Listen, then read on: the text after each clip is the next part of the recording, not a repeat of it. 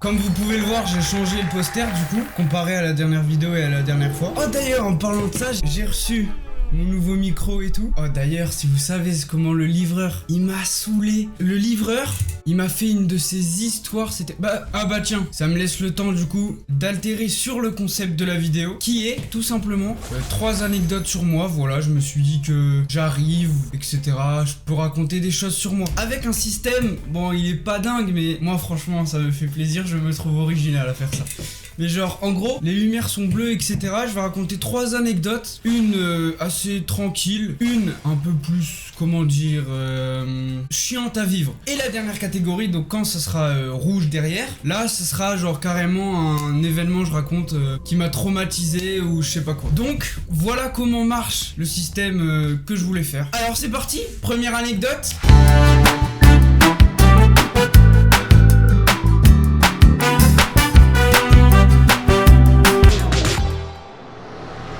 Alors du coup je parlais de mon micro etc.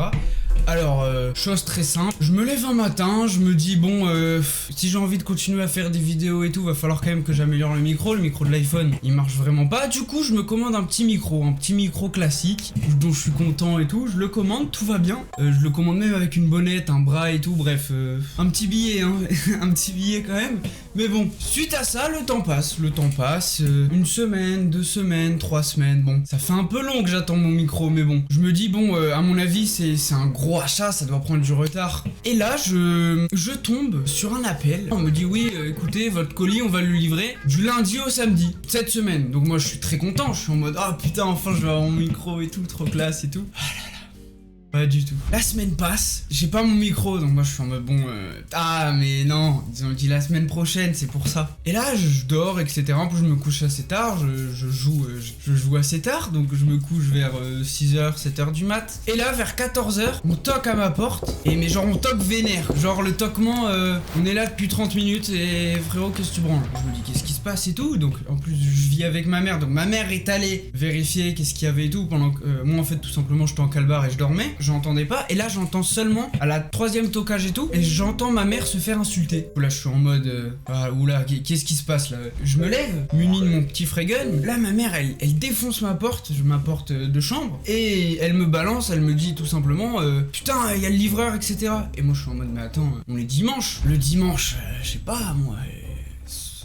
On m'a jamais livré un dimanche, tu vois, je comprends pas. Donc, je m'habille quand même rapidement, j'ai une dégaine, elle pue la merde. Je vais à la porte, et là, j'ouvre la porte, et je suis un peu énervé, parce que ma mère s'est quand même fait insulter et tout, donc, tu sais, j'ouvre la porte confiant, je me dis, bon, je vais le calmer celui-là. T'es ma dégaine, je calme personne, moi, mais bon, bref, je me dis ça dans ma tête, j'ouvre la porte, là, je vois un mec. Renoir, 1m96, facile, voir si c'est pas 2 mètres. Genre son bras, c'est ma cuisse, premier deuil. Du coup là, bon, ce que je comptais faire a un petit peu changé. Du coup j'ouvre la porte de manière très tranquille, où je dis un... Ouais, ça va et tout, ouais, je suis en retard, désolé et tout. Et là je me fais enculer, le mec il arrive, il gueule, il dit ouah fils de pute, ça fait 20h on t'attend là. Oh gros, moi je dois livrer des colis là, tu me fais arriver en retard, tu casses les couilles. Genre vraiment il gueule, il me... En fait c'est simple, j'étais dans la phase, je viens de me réveiller et tout, il m'a réveillé instant. Moi là je panique, je commence un peu à hausser le ton parce que ça me plaît pas trop qu'on me crie dessus comme ça. Sauf que vu qu'à la fois il m'intimide, ma voix elle ressemble à ça premier deuil. Genre ma voix tremble vraiment. Je lui dis ouais bon écoute, et là il me sort une phrase, il me dit enfin c'est logique que les colis arrivent à 14h et un dimanche. Et moi je fais bah vraiment pas, genre enfin je sais pas, j'ai pas souvenir de ça. Et là du coup bah il me prend, il continue de m'enculer, de m'engueuler et tout, et je lui dis que non, on l'a reçu lundi et on m'a dit samedi et voulait une signature, donc je lui signe et tout. Il m'engueule, et là mes chiens, donc Kurt et Taz, mes 2 bébés, qui en plus c'était il y a 1 an et tout, genre là maintenant ils sont adultes, ils avaient 4 mois, dites-vous des chiots de 4 à 5 mois, sortent de la porte, vraiment pour lui faire un bisou, vraiment, ils allaient, tu sais genre tout mignon, ils arrivaient même pas à sa cheville, ils voulaient juste dire bonjour etc. Le mec, là c'est là que ça prend tout son sens pour l'histoire et que ça m'a assez saoulé. Le mec littéralement donne des coups de pied du turfu à mes 2 chiots, mais genre quand je dis coups de pied, c'est genre du bon 46, il dégomme mes chiens à coups de pied et tout, donc là par contre là je m'énerve vraiment, genre je lui explique, je lui dis bon frérot par contre t'étais bien sympa, mais bon pas tabasser mes chiens comme ça, surtout que t'es un livreur de base, t'es quand même chez moi.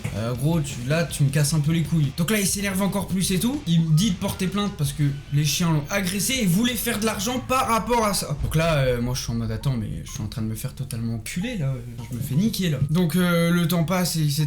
Donc il continue toujours de me niquer. On se bat pas, mais on se fout sur la gueule verbalement, on va dire. Et là il appelle son patron, il dit bon écoute, j'ai un client, il est casse-couille, il est chiant, il signe pas. Ensuite il me gueule dessus parce que ses chiens ont voulu m'agresser, machin bidule et tout. De toute façon simple, je vous mettrai une photo de mes chiens à cette période là. Donc là voilà, il appelle son patron et là je prends son patron au téléphone, je lui explique la situation. Le patron est en colère après son client, assez logique. Du coup le livreur, pour se venger, qu'est-ce qu'il fait? Il se barre avec mon micro. Je n'ai pas de micro. J'ai dû attendre une semaine après pour qu'une autre gentille dame, une livreuse, très agréable d'ailleurs comparé au premier, qui est venue me livrer mon micro, et une semaine après. Faites attention à certains livreurs quand même. Faites attention aux gens en général. Hein. Il n'y a pas que les livreurs, t'en as des très bons, t'en as des très sympathiques. Mais faites attention aux gens en général. Il n'y en a pas toujours des bons. On peut très vite vous faire chier chez vous en fait. Genre, vous faites gaffe à ça.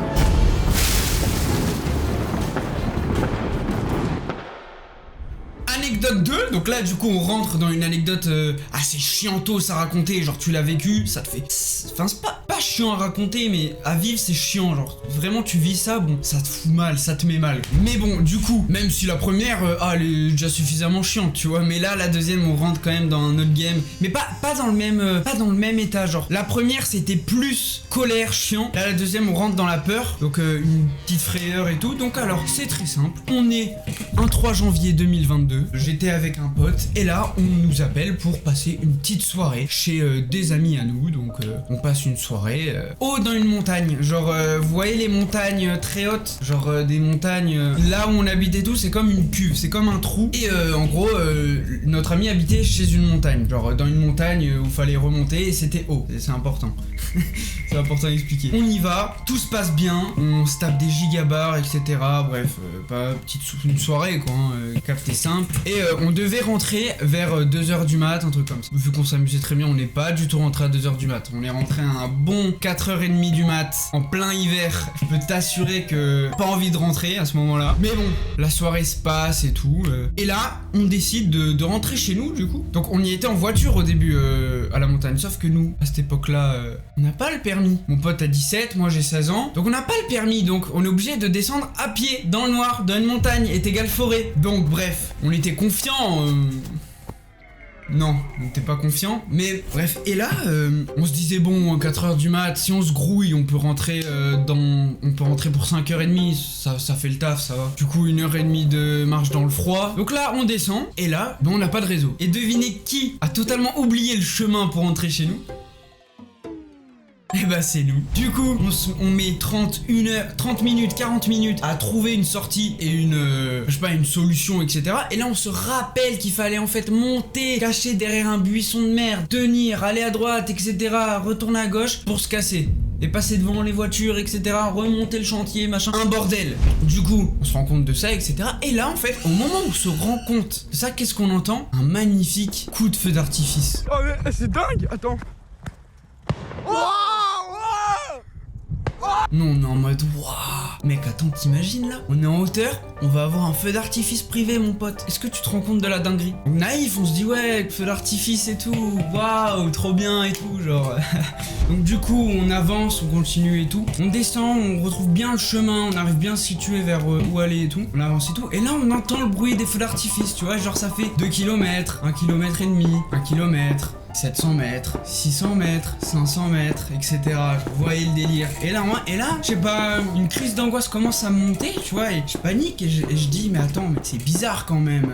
Un feu d'artifice à 5h du mat, tu vois, c'est seulement maintenant qu'on pige. Et là, en fait, on se rend compte que tous les deux, on commence à un peu chier dessus parce qu'on se rend compte que, c'est le bruit d'un gun et d'une calache, quoi. Tout simplement, on va pas se mytho. Voilà ce que c'était. Donc là, on est vraiment pas bien, genre, on commence à se se dire bon, comment on fait pour rentrer chez nous et tout. Donc là, qu'est-ce qu'on fait? On se barre, on commence, on se cache tout en étant serein. On essaie de se calmer et tout. Lui, il y arrive plutôt bien. Moi, impossible. Moi, j'avais trop d'angle. Et là, on commence vraiment à se rapprocher. On doit être à 200 mètres du coup de feu. Et là, il y a un chemin. Milieu ou gauche. Donc centre-ville, milieu ou gauche. Et nous, on est en mode bah, à mon avis, les coups de feu, ils sont au centre-ville. Donc, on va à gauche. On choisit à gauche et tout. Et on continue, on continue. Et là, vraiment, genre, il y a un coup de feu à genre 10 mètres de nous. Genre vraiment à ça de nous. Genre, voilà, c'était là, je pense, l'une des plus grandes peurs de ma vie. Je pense lui aussi. On a speedé. En fait, c'est simple. On a couru en sens inverse. Très vite, du coup. On s'est caché dans un monastère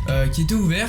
D'ailleurs, heureusement. On s'est caché. Vraiment, tellement flippé et tout. Et là, on n'entendait plus rien et tout. Mais paniqué. J'appelle de l'aide et tout. Parce que pour qu'on rentre, parce que là on pouvait pas, genre c'était vraiment pile poil en face de chez nous quasiment. En fait on se décidait, on était en mode est-ce qu'on passe par le chemin, parce qu'on n'y avait qu'un seul chemin pour aller vers chez nous, de là où on était, et on savait pas si on devait l'emprunter ou pas. On appelle de l'aide, on nous prend et on rentre comme ça, et du coup on est serein. Parce qu'on est rentré chez nous et tout. Le lendemain fut l'école, le lycée. Moi, n'ayant pas été, parce que j'allais pas à ce lycée de toute façon, mon ami allait à ce lycée-là qui était à côté de chez nous et tout. Et là, il passe par le chemin où on devait passer pour rentrer chez nous, c'était obligatoire. Et il trouve plusieurs douilles, pistolets, carabines, de balles de coups de feu en gros. Et genre là, on a eu le reveal et ça nous a fait bizarre. On s'est dit, bah peut-être que si on serait passé par là, on serait peut-être tout simplement pas là actuellement. On était à ça d'y passer. Du coup, morale de l'histoire, les détonations qu'on entend, c'est pas toujours des feux d'artifice. Et rentrez pas trop tard aussi.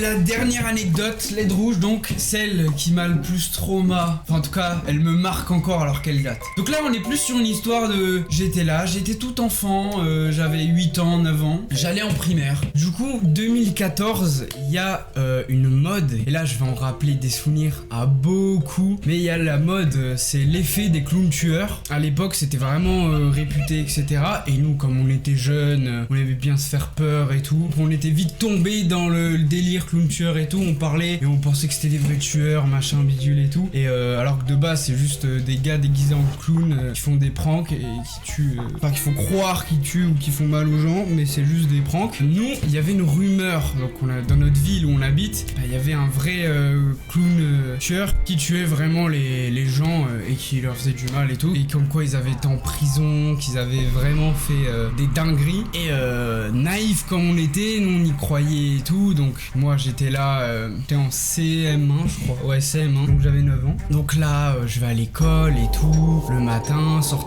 on est en cours, on sort à 10h, la récré, je prends le petit goûter etc, entre deux mix max et tout, et là il y a des potes qui arrivent qui me disent wow, le QG.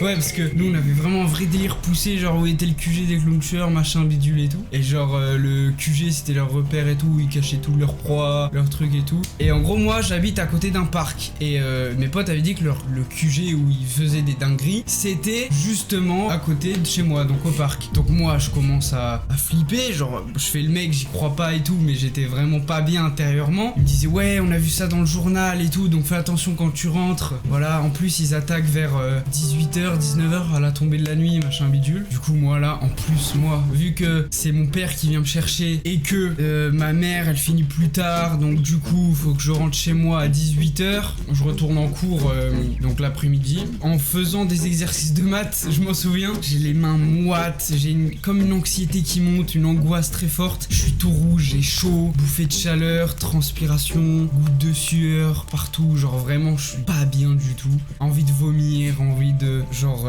j'étais vraiment pas bien, comme une crise d'angoisse en fait, et toute l'après-midi ça a duré, tellement j'avais peur de ça. Et là du coup le temps passe et tout, et vient l'heure où on rentre. Donc moi mon père vient me chercher après au périscolaire comme d'hab, et là du coup moi j'étais en mode putain mais attends, mais si je reste chez mon père je risque rien. Du coup j'ai essayé de rester chez mon père cette nuit, alors que de base je voulais pas rester chez lui, je voulais rentrer chez moi tout le temps, mais là bizarrement ça avait changé, donc je reste et tout parce que j'avais peur de rentrer chez moi à côté du parc. Et là bah, ma mère elle vient, elle me récupère et tout, et là il fait vraiment nuit, et là comme par hasard il commence à avoir full orage, full pluie, vraiment il y avait tous les éléments possibles pour me faire peur, genre c'était une dinguerie. Donc là je rentre, on passe du coup au parc, on est obligé pour aller chez moi, donc on passe au parc. Et par chance, il n'y a absolument rien en fait. Genre vraiment tout est tranquille, il n'y a rien. Et là je suis rassuré, je suis en mode, putain, ils m'ont fait peur de fou et tout. Donc je rentre chez moi, je goûte, je joue, je mange, je fais mes devoirs, la pompote, écoute, et je vais me coucher. Voilà. Et là, en plein milieu de la nuit, j'entends un orage,